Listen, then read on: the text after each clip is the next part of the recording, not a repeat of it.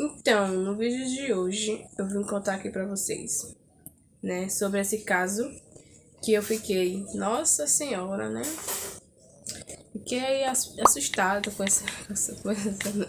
com isso, porque eu nunca imaginei que existiria tráfico evangélico, mas tudo bem, a gente não deve também ficar espantado e tudo, porque esse mundo é muito. O que a gente menos espera,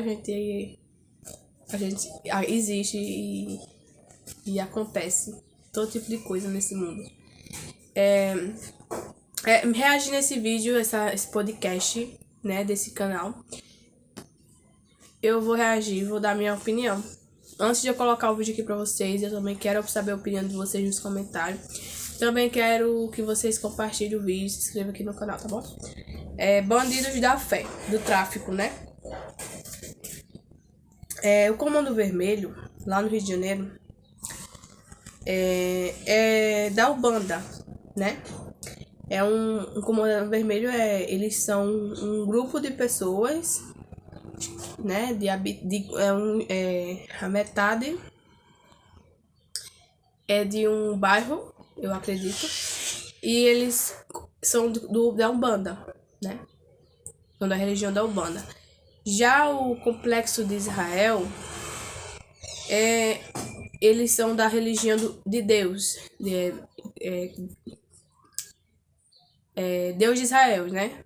Ele é Complexo de Israel, já é outro povo de outro bairro que eles gostam de Deus, né? Eles são cristãos, eles são crentes, eles são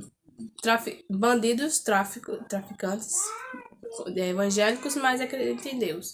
E também são evangélicos, né? Então, eles até usam a bandeira de Israel. Eles acreditam no Deus de Israel. Se você for ver algumas imagens, tem até na parede. Deus de Israel, fé em Deus de Israel, enfim. Eles usam a bandeira de Israel, né?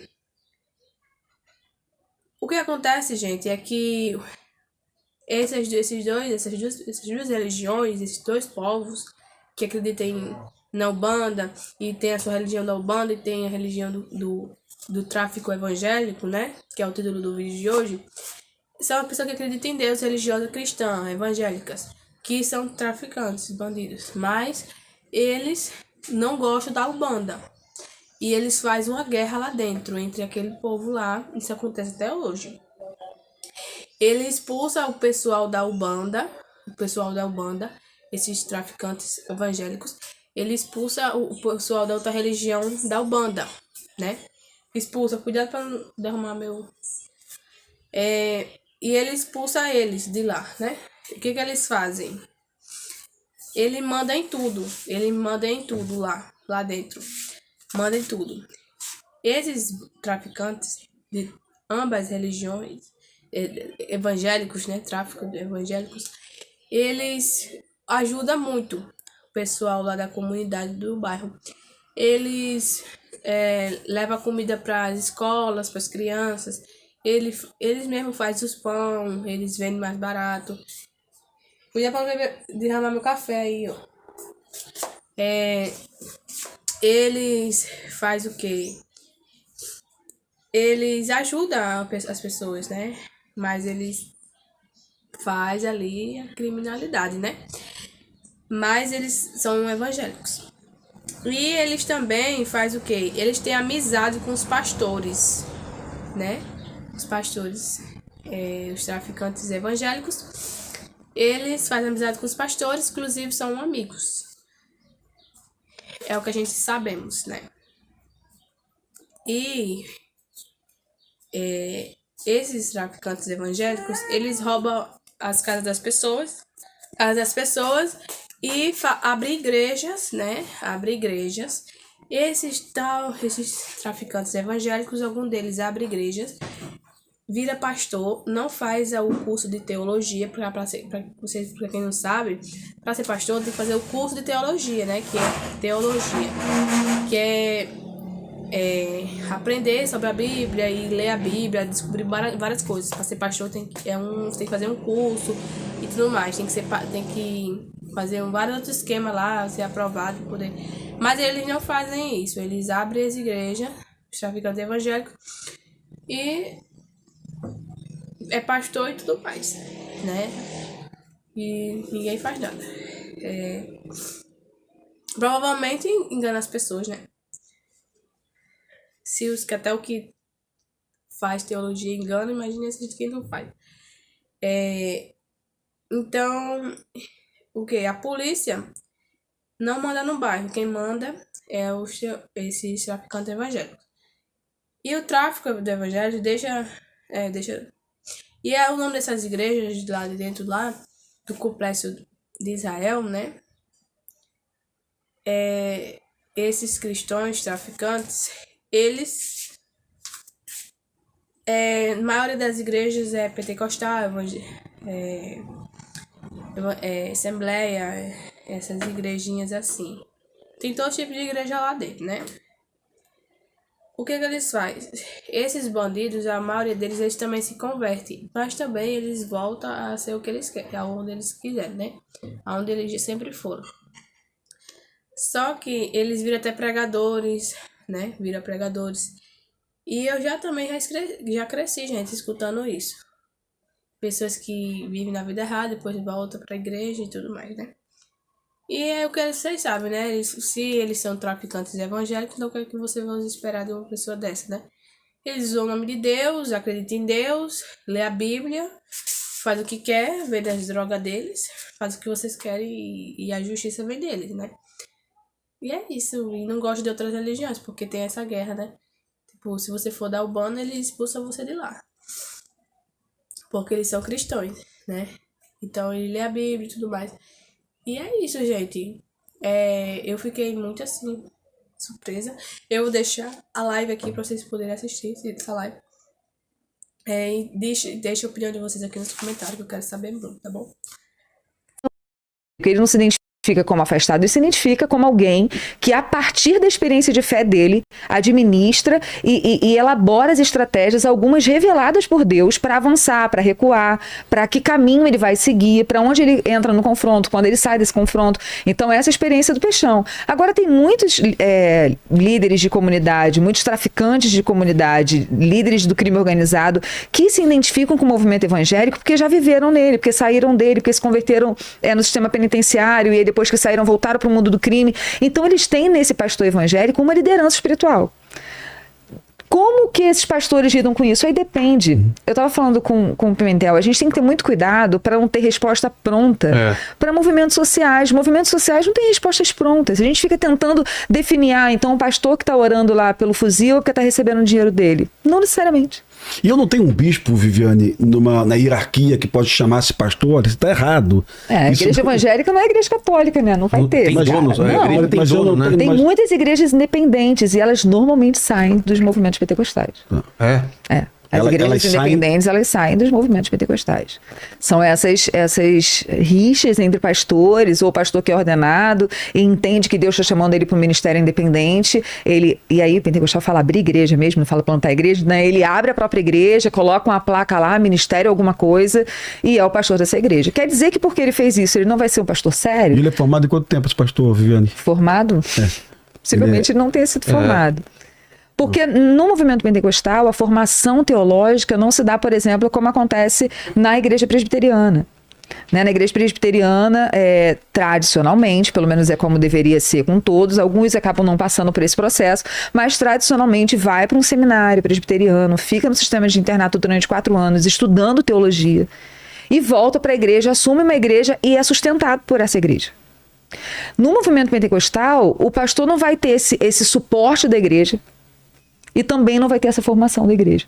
Então ele mesmo planta a sua igreja, ele mesmo abre a igreja, ele normalmente abre no quintal de casa, ele abre na casa de uma irmãzinha que cedeu o terreno, ele abre na loja que de dia, loja de noite é a igreja, ele bota as cadeiras, pega uma caixa amplificada que ele compra com vaquinha entre os irmãos e pega o microfone e começa a pregar a palavra e ali mesmo começa uma igreja.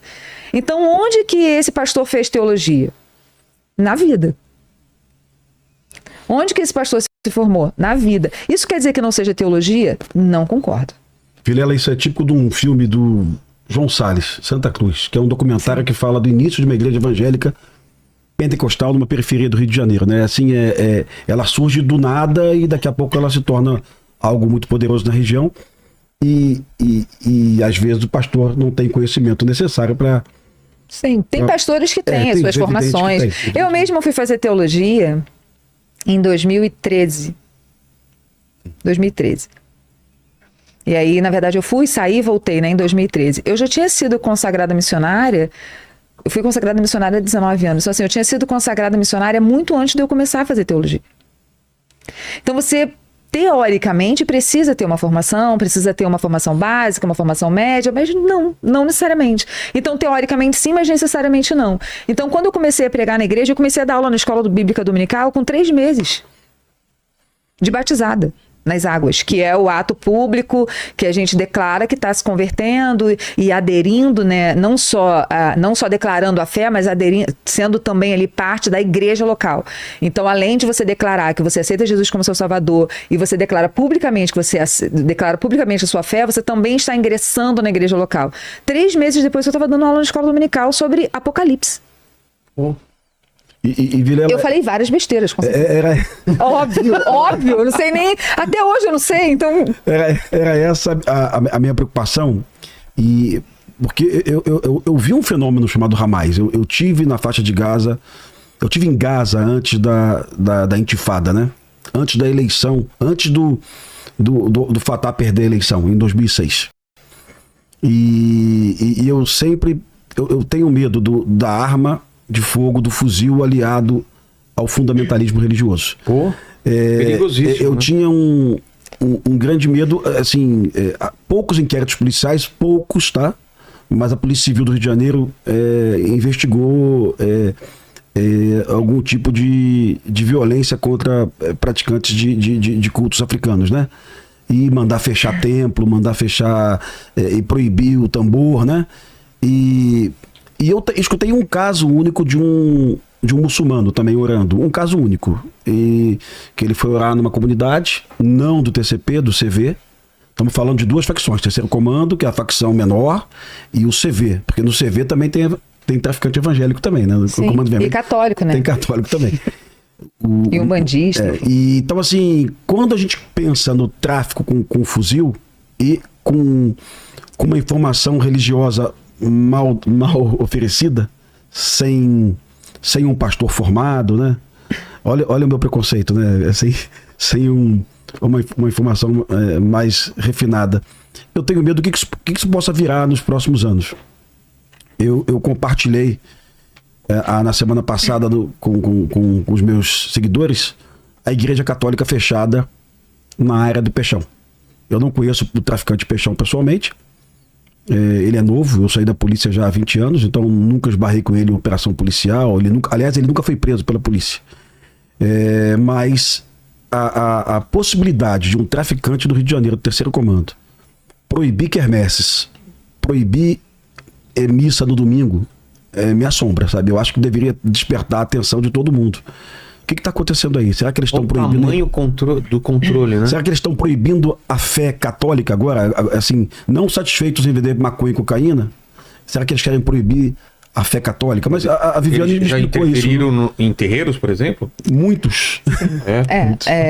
A entrada dele, a tomada da Cidade Alta é marcada pela expulsão, destruição de casas de Umbanda e Candomblé. Não só na Cidade Alta. Era de religião africana, a mãe dele? Mas disse que ela converteu-se. Converteu? Depois, e a família se tornou evangélica, e ele também é evangélico a partir dessa família evangélica. A gente vai falar do Peixão, certo? Sim. Peixão é o fio que você usa para conduzir teu livro ou não? Na verdade, o livro ele é conduzido na tentativa de responder a pergunta que eu fui lá, né? Sei, dessa mistura. Como pode o nome de Deus ser usado em contextos de violência? Então, quando eu vou escrever o livro, eu penso assim, bom, deixa eu ver como que é o cenário do crime no Rio de Janeiro. Então, o primeiro capítulo é meio que para mostrar como que esse crescimento evangélico, então a gente está falando de um Brasil católico, né? Católico sincretizado com Umbanda e Candomblé. Então, é um Brasil católico, mas que tem a presença do Candomblé e da Umbanda sincretizada, principalmente nesses movimentos de periferia. Então, está muito presente nas periferias, às margens da sociedade. Então, quando eu começo a escrever o livro, eu vou pensando assim, deixa eu ver primeiro esse cenário aqui, como que a coisa funciona. Então, quando eu comecei a olhar para isso, eu percebi que a religião, e por isso a minha, né, o meu cuidado com o termo e a minha discordância do termo narcopentecostalismo, é porque o ponto de a religião está presente desde a gênese dessa construção do crime organizado no Rio de Janeiro. Então, quando a gente fala do Comando Vermelho, por exemplo, a religião já estava lá. Quando a gente fala, São Jorge está lá presente, Ogum está lá presente, né? Quando se fala do jogo do bicho, São Jorge está lá presente, Ogum está lá presente. Então, a gente está falando da religião das pessoas. A gente está falando que essas pessoas que estão ali, que são pais, que são filhos, que são irmãos, né, que são maridos, eles também têm as suas religiões, eles também têm as suas devoções. Assim como a gente assiste filme da máfia e tem o catolicismo entranhado lá, exatamente. Né? Então, assim, como o catolicismo está entranhado na máfia, aqui ele sempre esteve presente, tanto no mundo do crime organizado e que do narcotráfico, como no jogo do bicho, como está presente na milícia. Então, eu vou olhar para esse movimento e pensar, então tá bom, então o que está acontecendo que está havendo essa transição de, num lugar onde era exclusivamente católico, sincretizado com Umbanda e Candomblé, então tinha muito essa presença de Umbanda e Candomblé e catolicismo, mesmo a gente tratando de catolicismo cultural, como que agora a gente começa a identificar alguns evangélicos aqui?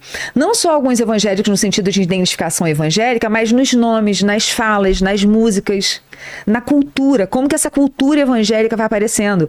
Eu lembro que quando eu comecei a fazer essas perguntas, a Cristina Vital estava lançando o livro Oração de Traficante. Então, nesse livro Oração de Traficante, que ela faz uma etnografia de Acari, e ela trabalha, né, junto com quem havia sido o orientador dela, Marcos Alvito, que escreve As Cores de Acari, ele vai contando a história de como o crime organizado, quando ele conquistava um novo território, eles destruíam tanto a imagem que representava o santo de devoção daquele traficante que estava sendo destruído, quanto matavam o traficante. Então não era só o traficante que era destruído, era o traficante e o seu Deus. É um domínio não só do território, mas também é um domínio do Deus que ele acredita. Exatamente. Então, o Traficantes Evangélicos, o livro Traficantes Evangélicos, ele basicamente vai mostrar como esse movimento do mundo do crime no Rio de Janeiro sempre esteve marcado pela presença religiosa. Só que ele esteve marcado pela presença religiosa por essa religiosidade cultural, esse caldo cultural brasileiro que estava tanto com a presença do catolicismo quanto do candomblé e da umbanda, e aí estava naturalizado. Então ninguém vai se escandalizar com um traficante com uma tatuagem de São Jorge. Nem com um playboy, por exemplo, traficante na época, indo lá fechar corpo, saindo do terreiro e sendo assassinado na frente do terreiro.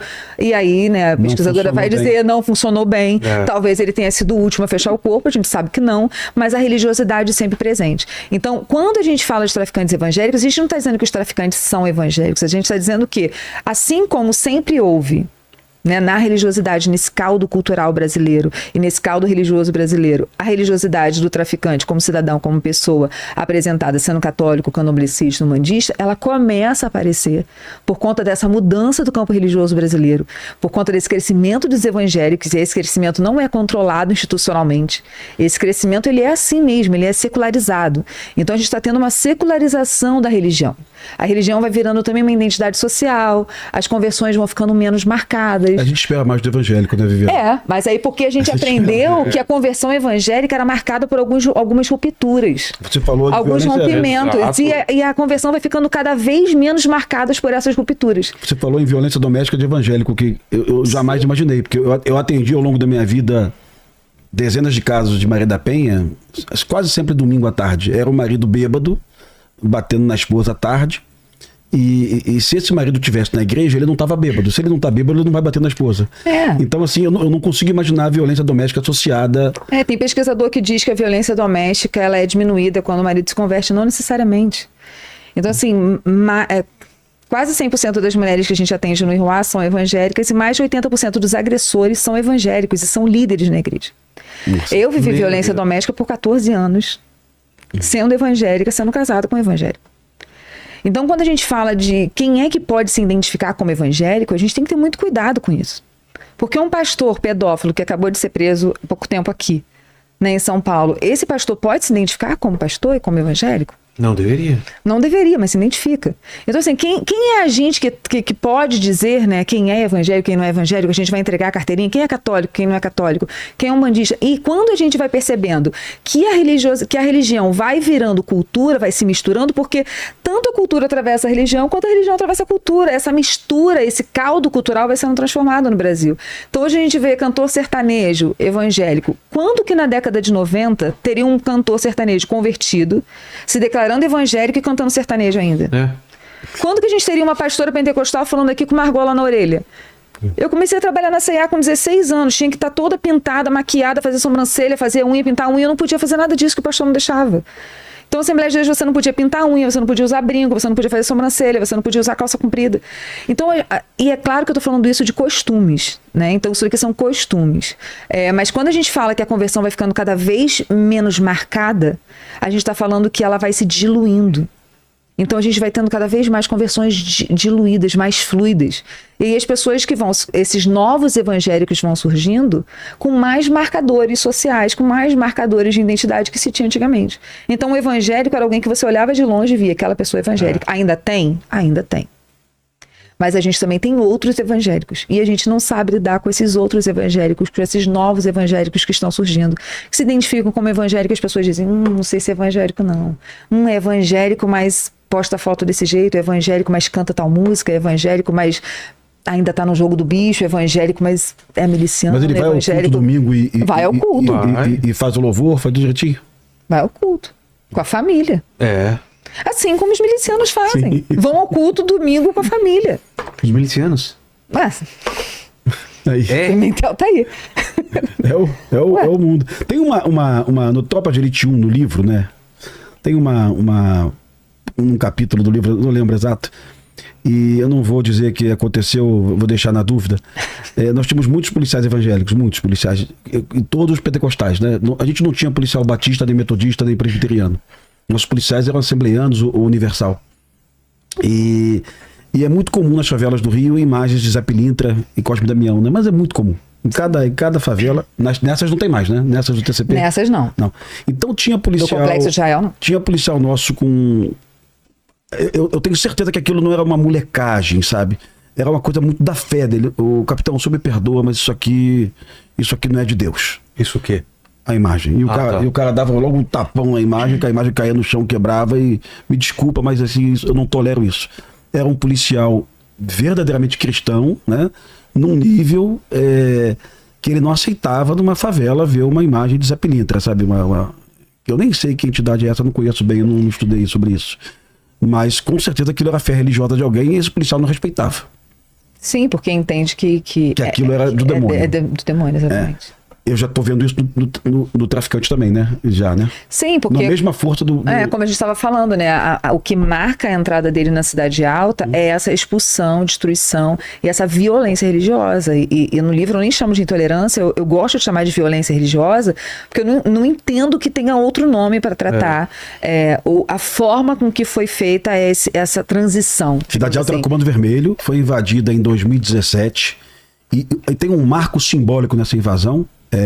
O terceiro comando é muito mais fraco belicamente que o Comando Vermelho, então seria de uma extrema ousadia você invadir uma favela do terceiro seria comando. Um milagre. Seria um milagre.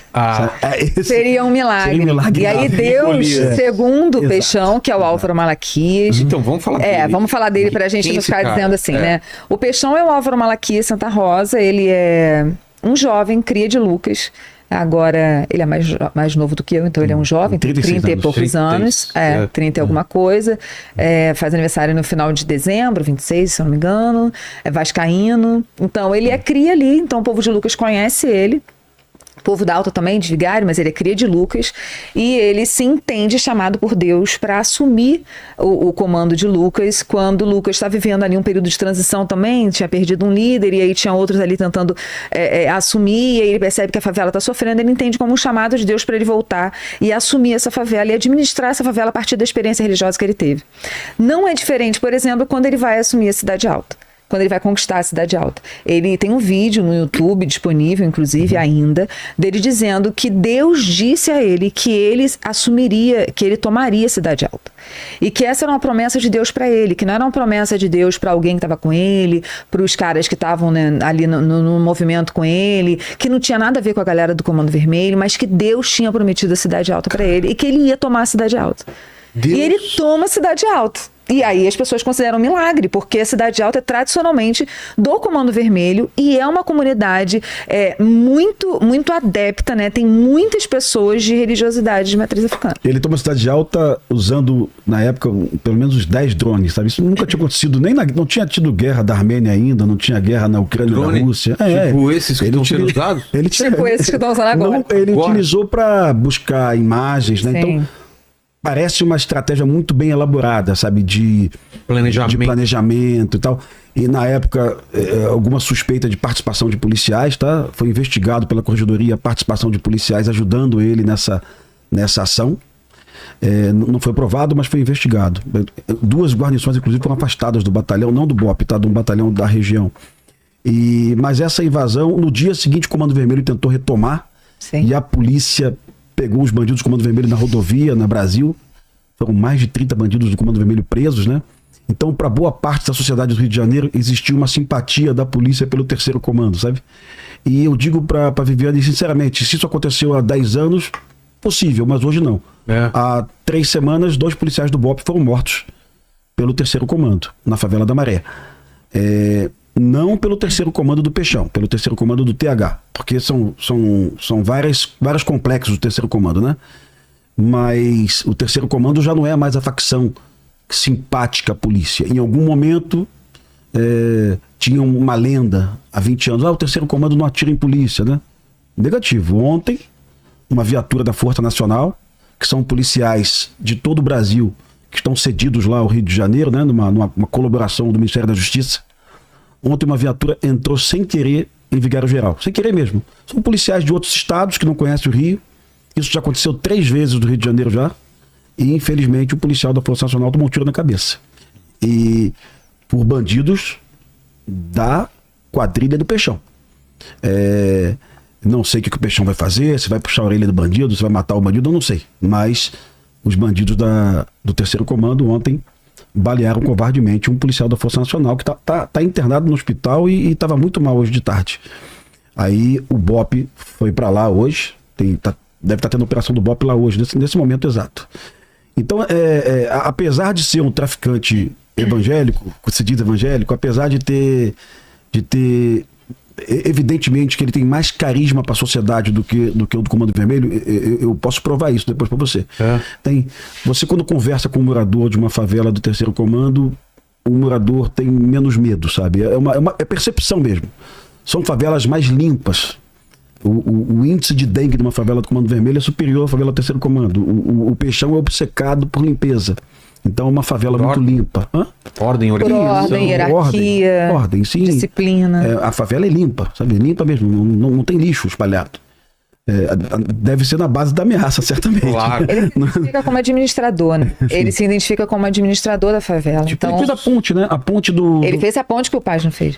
O Eduardo Paz, o prefeito do Rio de Janeiro, ficou devendo uma ponte para a comunidade, né? E ele resolveu fazer a ponte. Então, não só fez a ponte, como fez a prestação de contas da ponte, dizendo que ficou muito mais barato do que o que o governo tinha orçado.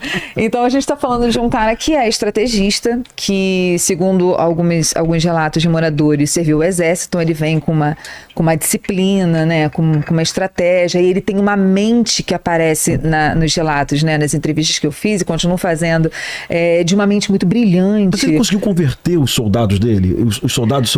Então, só ficou quem se declara evangélico ou não se declara nem católico, nem candomblessista, nem de nenhuma religiosidade. Então, mas ele chega lá, ele domina... Ele chega lá, a gente volta, né? Ele chega lá, ele anuncia, porque o morador ele fica naquela tensão, né? Quem ganhou essa batalha aqui? Então, como é que vai ser? E um dos relatos tem até uma das entrevistas que eu fiz, que ela contou que nos predinhos da Cidade Alta, uma moradora gritou assim da janela: e aí, vermelhou ou amarelou? Tipo assim, né, pra saber quem tinha vencido. Na verdade, o terceiro comando é verde agora, mas na época, enfim, 2016, 2017, não sei muito bem se trocou de cor, mas é verde. Mas ela grita, vermelhou ou amarelou? E aí, na expectativa de saber quem tinha vencido a batalha. Cidade Alta não é uma favela, não, tá? São prédios, sabe? São prédios, é um complexo de prédios, assim, é uma cidadezinha, é a cidade dos predinhos. E aí ele, quando ele entra nessa favela, ele tem um objetivo, que é libertar essa favela da dominação do Comando Vermelho. Só que o Comando Vermelho não representa só a sujeira, a má administração, nas palavras dele, a sujeira, a má administração, representa também a presença do inimigo espiritual, que é a presença de São Jorge, de Ogum, né, das pessoas de terreiro. E aí, quando ele entra na Cidade Alta, ele anuncia que está proibido ali qualquer manifestação religiosa de terreiro. E ele começa a usar a força para fazer isso. Então tem pessoas que são expulsas à força, tem terreiros que são destruídos, não só dentro do Complexo Israel, mas isso começa a acontecer em Duque de Caxias, começa a acontecer em Nova Iguaçu, Baixada Fluminense, começa a acontecer todas as favelas que eles começam a dominar a partir da administração do Peixão, do Álvaro Malaquias, eles começam a expulsar e assinar na parede Jesus é o dono do lugar. Então ele está com fogo nos elementos religiosos, eles expulsam os sacerdotes e os líderes religiosos de matriz africana e ocupam aqueles espaços. E isso faz parte dessa limpeza espiritual que está muito presente nas orientações de dominação de território no Antigo Testamento. Ele é réu em 6 inquéritos, né? Em 6 inquéritos sobre intolerância religiosa. Ou está indiciado. Acho que mais, Ou seja, existe uma investigação. No Rio de Janeiro tem um departamento da polícia que investiga crimes de intolerância, né? Então ele é réu em inquéritos policiais. Que cresceu absurdamente depois da presença do Peixão e dessa expansão de território dele. Então, ouvindo os relatos dos moradores, muitos moradores evangélicos do território gostaram da invasão. Porque aí você tem menos presença de terreiro. Você tem menos presença de pessoas de terreiro. Você tem menos oferendas na rua. Você tem menos sujeira.